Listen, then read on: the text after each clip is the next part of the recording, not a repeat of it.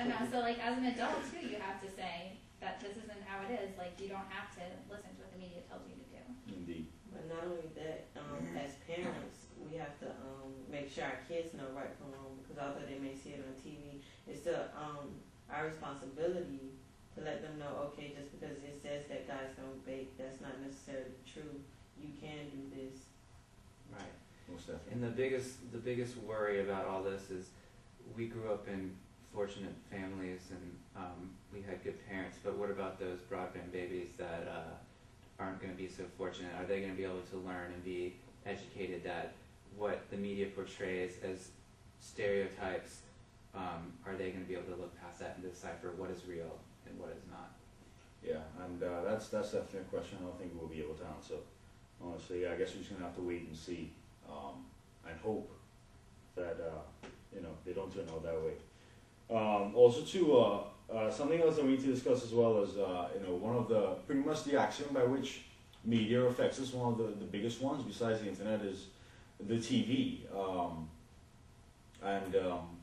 we all have the option of turning the TV off, but it's very, very hard to do. And it's something that we need to discuss as well, how very, very hard that is to do. We know we can, yet we don't, and we end up in this cycle where media is influencing the way that we are and putting us in this kind of binge purge cycle of always trying to grab our attention and therefore, making us, really sink in and then fall away, and that's kind of the way we've been going. So, what do you guys see as a way to kind of hedge against this kind of situation that we have with regard to TV? I would say, in my opinion, like me personally, TV, I know it's bad and I know it's a lot of bad things, but I like being entertained. So I think you yourself have to find that balance of how you can decipher what's good and what's bad. So you take in what's, I guess, if there is anything good, and just deal with the bad and just know that, okay, this is not what I need to absorb. I just watch it to be entertained. So, like, me personally, I don't think that I guess we need to restrict it a little bit, but I don't know, personally, I like to be entertained, so I'll take in 10 hours of TV a day if that's necessary. It's a way to burn time, too. Like, if I don't feel like studying, I'll just watch TV, and it's a way to burn time, so I think. I guess it also depends on what activities you do, because if you're involved in various activities, you won't have enough time to watch TV, and the people that you're around, if you're always doing different things together and y'all not used to watching TV when you're together because there's so much else going on, you don't really spend as much time watching TV. Like I said, for myself, I know this semester especially, I haven't watched TV very much because I've been hanging out with different people, and with them we don't have to watch TV, we do other things to capture our attention. I've been hanging out with me, I'll tell you that. All right. Just one of the things that I would like to bring up as we're kind of talking about this subject is that what we've seen as well is that families, for the most part, in their spare time, get together and actually watch TV, or watch TV in separate rooms. This is a major thing here, because people aren't talking to each other the way that they did. Families aren't interacting in the same way. A huge part of interaction now is sitting down and being entertained by TV. And I'd just like to state this one actual point from my psychology days, was that what we found was you burn more calories sitting down doing nothing than if you were watching TV. Really? Yeah, because your mind's actually engaged in something.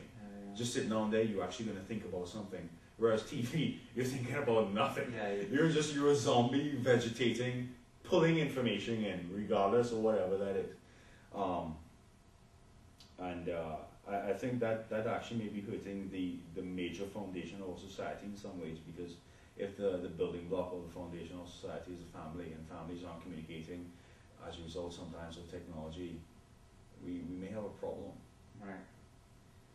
I definitely agree, and I think his main point, and what Marvin went into here a little bit, was balance.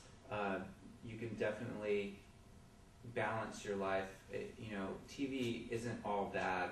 You can get some benefits out of it. You need your brain to relax after a hard day and just not think for a little while, because if you've been stressed out all day with schoolwork or work, it's a good thing, but just in small dosages. And this is how he ends the chapter with don't binge and purge, but diet. Turn off your television every once in a while. I love TV.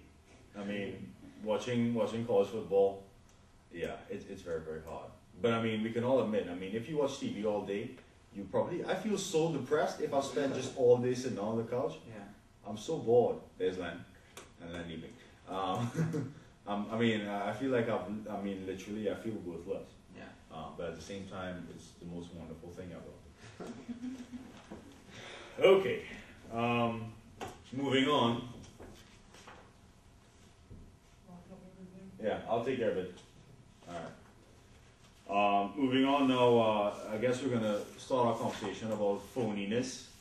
This is one of the main words that our good friend Dick here has used, with regard to certain parts of our society and us. The first part being macro, phoniness. With regard to, and let's start talking about that a little bit. This concept of macro phoniness. Just to clarify, macro phoniness is like the big, everyday, huge things in America that we consider phony. Government, debates about global warming, the Iraq War, stuff like that. Not necessarily people or individual events. Good. Anyone have anything? Anything, go. It's great about this. We can actually edit it, so I feel kind of free now. Yeah. I say anything I want. I guess I'll start out by he talks about the Iraq War and how people weren't upset about the war itself. They understand that, there is war in the world and it does happen. They're upset about how we got there and how we were lied to and made to believe that we belonged in Iraq when in all reality, now it comes out that we didn't really belong there. So he's saying it's not the events that are phony, but more so how we get there and how that's upsetting. So then, for the most part, he's talking about some of the things within our society that we're debating about that essentially he feels should be clearly defined one way or another. Like, for instance, my guess is for the global warming part, he's obviously thinking that people who think it's false, I guess, therefore kind of crazy, or... Yeah, he's pretty much saying that all the scientific evidence says that there is global warming, and for so long people were saying, oh no, they were coming up with their own reasons to fight it.